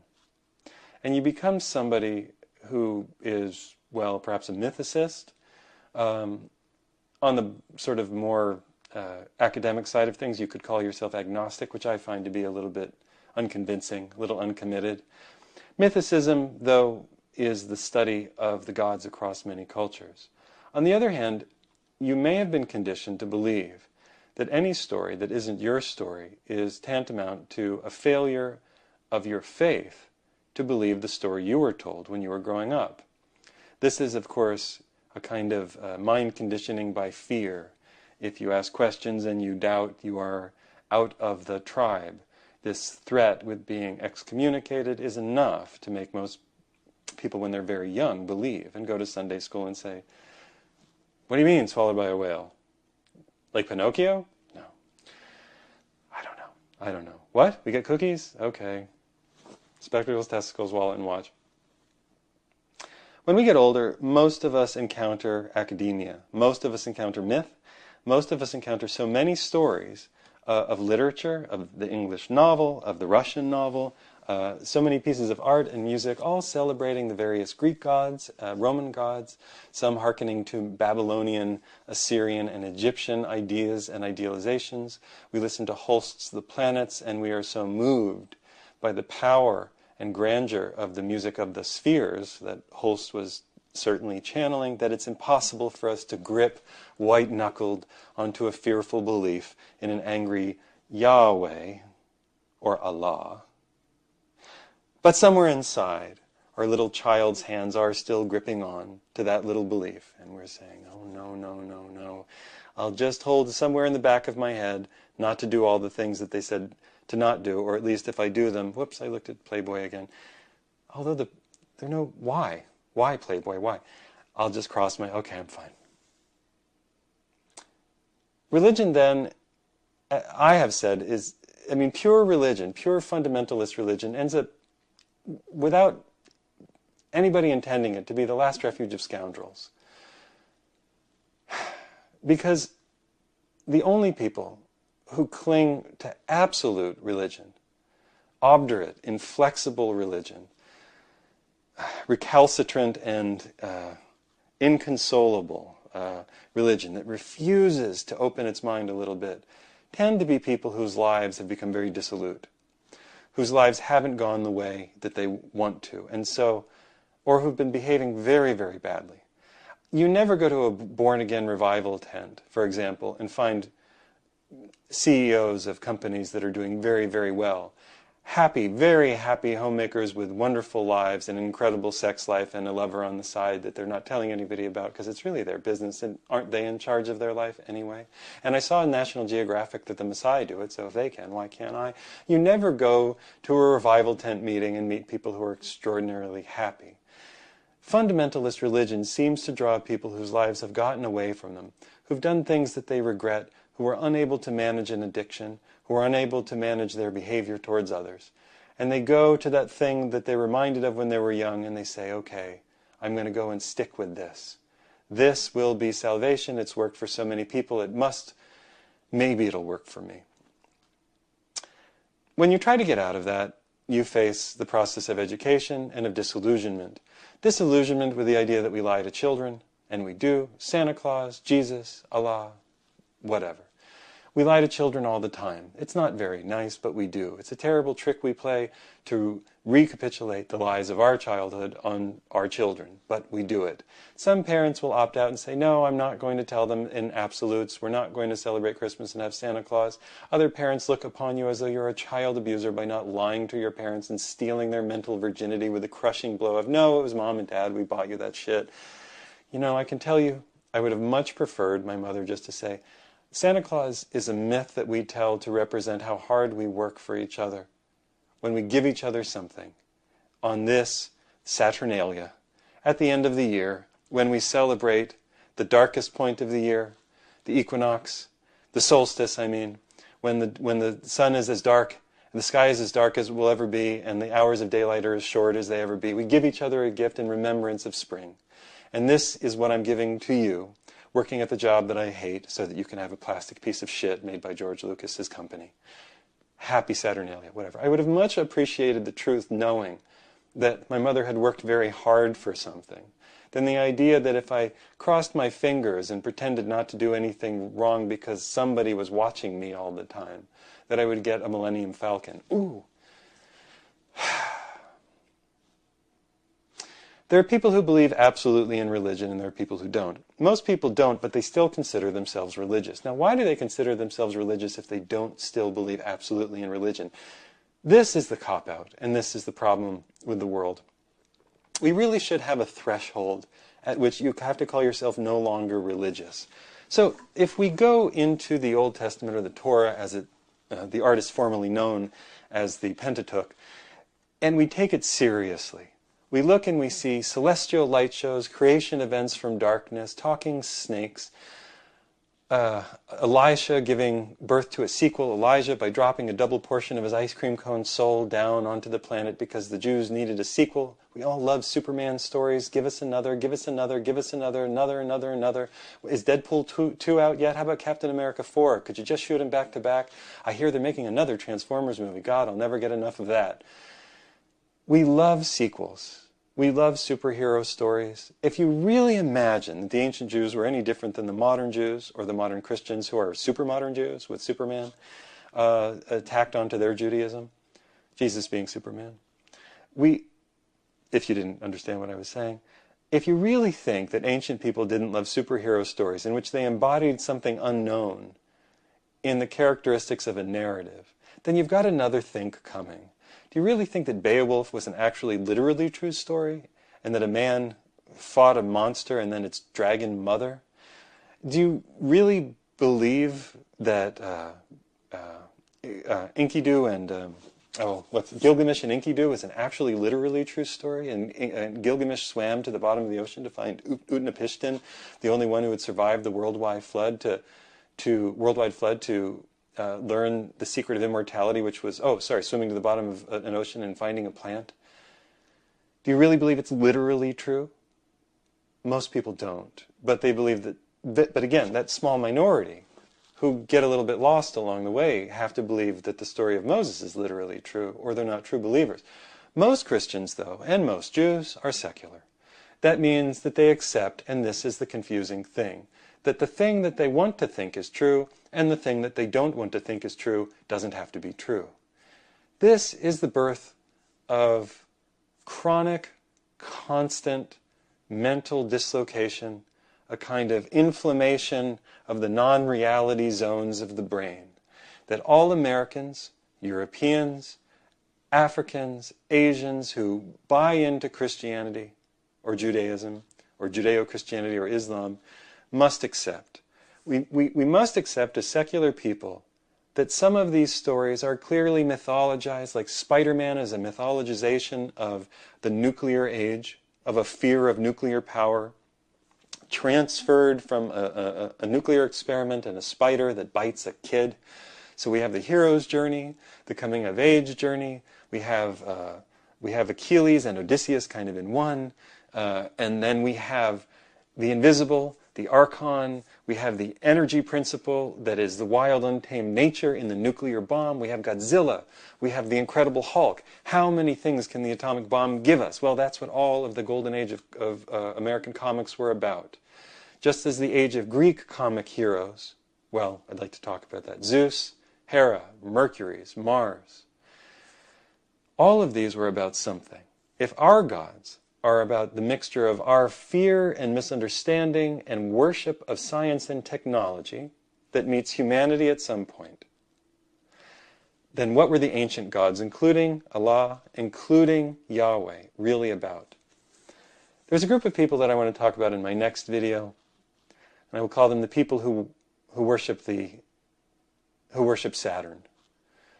There are people who believe that Saturn was our primordial sun, that Mars and Venus were ejecta from our previous solar system, and that we once witnessed in the sky an intense celestial bombardment and battle of electromagnetic wreaths and cocoons around large bodies, interacting and interjecting, effusing all over each other to a degree that was breathtaking here on Earth and looked like what are described in the ancient myths as the thunder gods, the gods of thunder, earth, lightning, sky, the god of earthquake, the god of the undersea, the god of the tidal wave and the typhoon.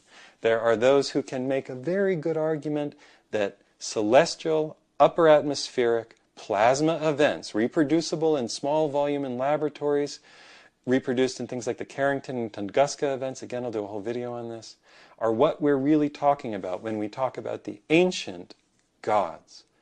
Interesting idea. And it would make Judaism sit back on its heels a little bit and say, wow, the creation of the earth might not have been the creation of the earth, but rather the separation of earth from a different period of planetary history. Can't prove it, not going to argue it right now. Let's just say, though, that we have these ancient stories that mythologize what may have been atmospheric events. If it's too out there, believe me, I understand. Believe me. I'm not saying it's true or you have to ascribe to it, but I'm saying it's worth thinking about.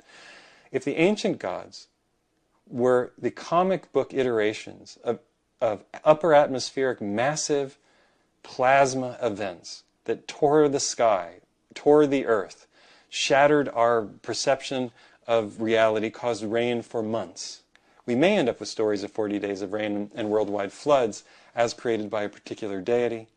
Now, the modern religious person, of course, who rejects these stories because they're unreasonable scientifically, may in fact be wrong. These stories actually may be the birthplace of the thing that they believe in. They may believe in an overseer god, somebody they have to pray to, worship to, or the late Roman invention of a sequel, a sun god who comes back and represents the solar deity much more than the, well, whatever Yahweh really represented, the earthquake deity. And so we have the people who believe that Jesus had to have been a real person instead of what it really looks like in Roman history, which is a series of movements meant to take Judaism away from the Yahweh worship and really pin it onto a more progressive, frankly, kind of self-directed, Gnostic, to use that word, self-knowledge worship. we don't allow, we don't have a line in the sand that says, after this you can no longer be Christian. And that's a problem, because most Christians don't really believe the literal, so-called historical version of the Pentateuch. And most Jews don't either. I really think that we should clarify that line and let us forgive ourselves for simply being open-minded and secular, understanding that the universe is at root a mystery and not explicable by anything, so that we don't have to name it and pin ourselves to a series of rules that came along with an old tribe a long, long time ago. I'll be following this up with what I promised. My name is Liam Scheff. My book is Official Stories. This is American Heretic. Put a couple dollars into the PayPal to keep these interesting messages coming your way. Thank you.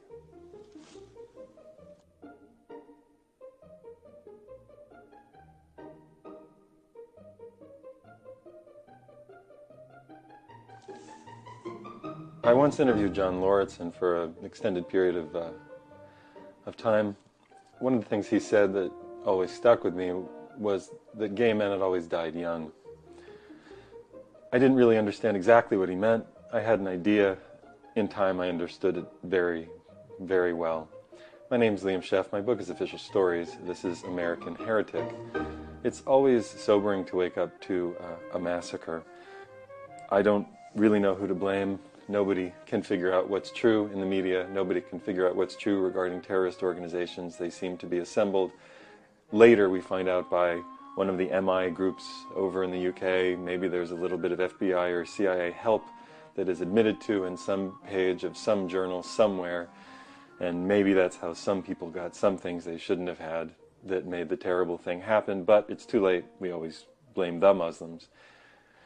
I suppose we might as well blame the Jews for inventing a religion that the Muslims could borrow from. I suppose we have to blame the Christians for supporting the invention. Who knows when it ends? Nobody can really explain why people believe things that are historically so dubious and contradicted by something we might call evidence or generally accepted facts determined over long periods of time. But there it is, we're a myth-making species. In Florida, a number of people were killed. 50 is the number in the news right now. It's awful, it's nightmarish, and it's terrifying. This will lead the media blitz for the next months. All you will see is gay pride and gay sorrow and gay rights, and a pushback from liberals who think that they're supporting gay rights by, and then the politics are up for grabs. Do you ban guns? Do you ban Muslims? Do you infiltrate any group of people who are worshiping something that's obviously an historical fiction, a myth? Are we going to go into Christian churches because they also worship the forefathers that the Muslims worship? How far back do we take it? How much fiction can we excoriate from the human brain to make it make sense? We're clearly not a logical species. My heart goes out to everyone. I want to talk about a different kind of genocide. In 1987, there was a study called the Concord trial. The Concord trial tested a drug called AZT. AZT had been a chemotherapy drug that was very, very toxic. It didn't make the chemotherapy market. It was too toxic. It caused liver damage and it caused death. It suppressed the production of blood cells in the bone marrow. Not a nice drug. There had been some gay men, a good number of gay men who had been sick, so-called mysteriously, and died. Actually, in the beginning, they thought it was related to what they called lifestyle, not being gay necessarily, but taking tons and tons and tons and tons and tons and tons of drugs, putting benzene into their colons and absorbing that into their body, using poppers and nitrite drugs and huffing them, a carcinogenic drug leading to Kaposi sarcoma, destroying the lungs and leading to pneumocystis carinii pneumonia. There had been pretty good analysis of it that led to a multifactorial toxicological spectrum. It didn't suit some people within the gay power structure to be blamed essentially for getting sick, so they changed the story.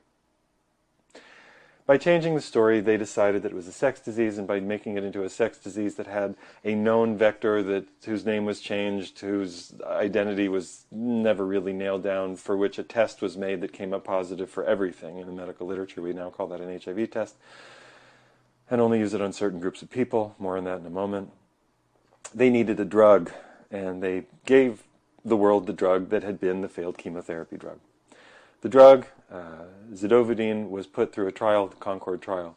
Out of the 172 people who died during the trial, 169 of them were on AZT.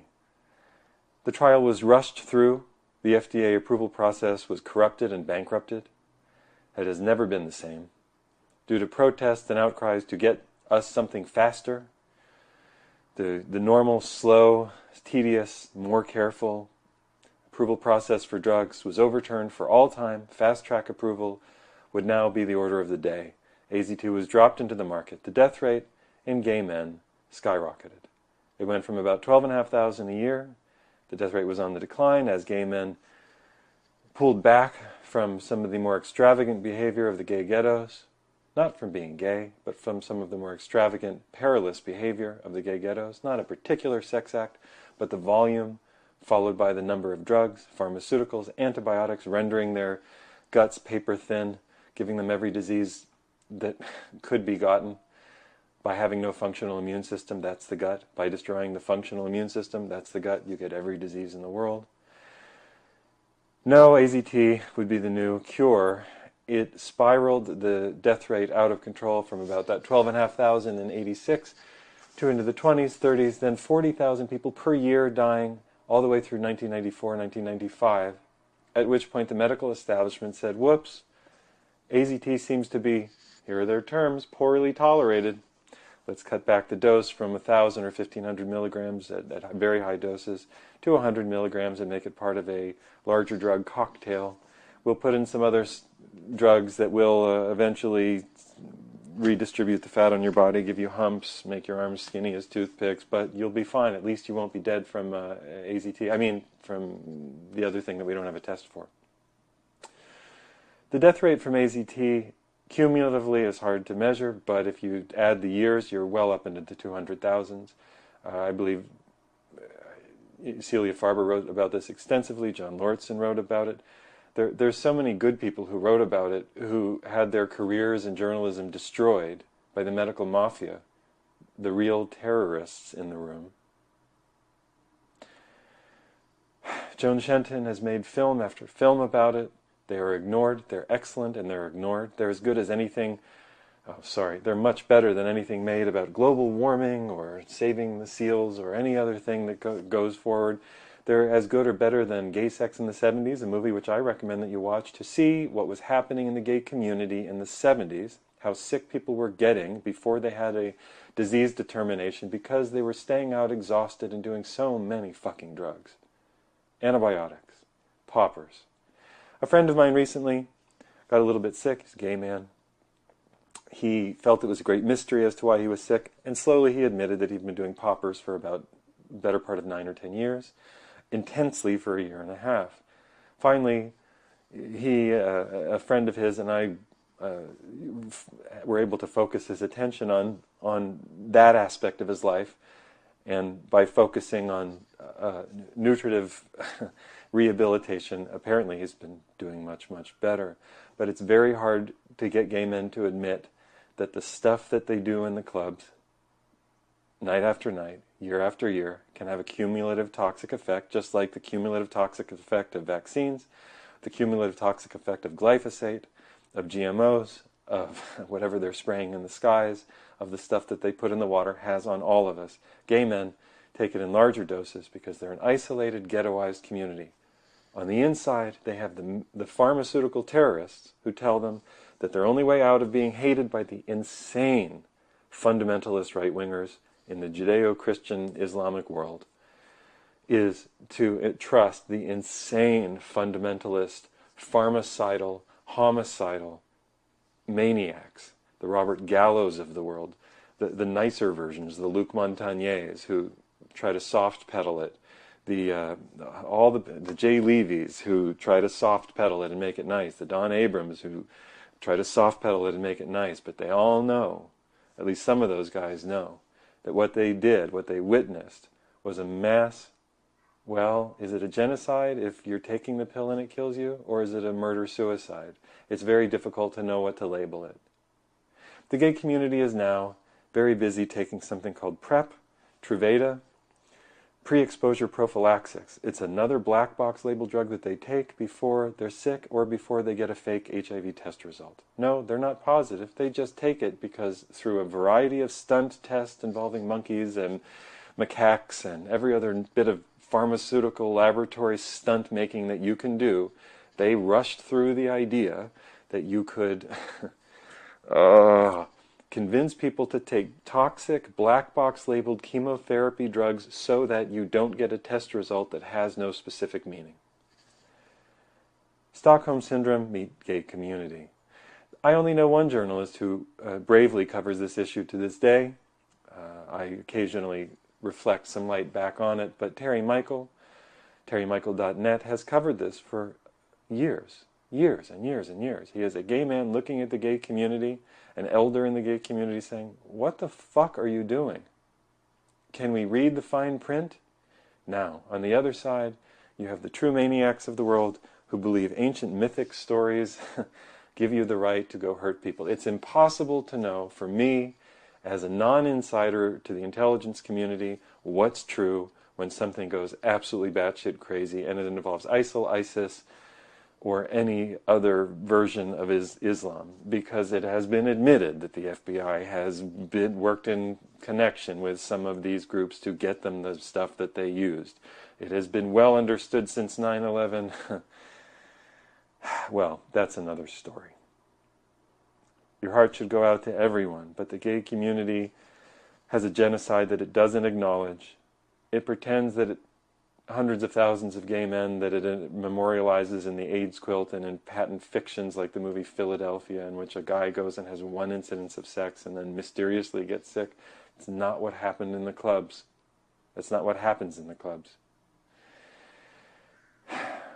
Patent fictions saying that all of these men died from a mystery vector that can't be isolated, purified, or shown to cause any particular problem, certainly can't be tested for. It was AZT. You want to know the terrorist?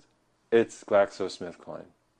It's Abbott Labs that makes the tests, along with all the other test makers. It's Robert Gallo, who's been made a millionaire so many times over by pre-selling a totally fraudulent test to Abbott Labs before he had even published a peer-reviewed, whatever that means to you, paper on his bold assertion that something he stole from a French lab was the cause of something that was multifactorial, that could in many cases be reversed by stopping the toxic load, and that was never helped by giving people black box labeled failed chemotherapy drugs that kill them, suppressed their bone marrow, and killed the names that we remember: Arthur Ashe, Rock Hudson, Freddie Mercury, Keith Haring, Ryan White, a 12-year-old hemophiliac who was put on AZT. These are AZT analog deaths. AZT is the terrorist. GlaxoSmithKline is the ISIS in the room that we won't talk about because we trust science, not religion. Because religion will make people crazy enough, maybe, I don't know, nobody can tell you what's true, to go into a club and kill people. Awful.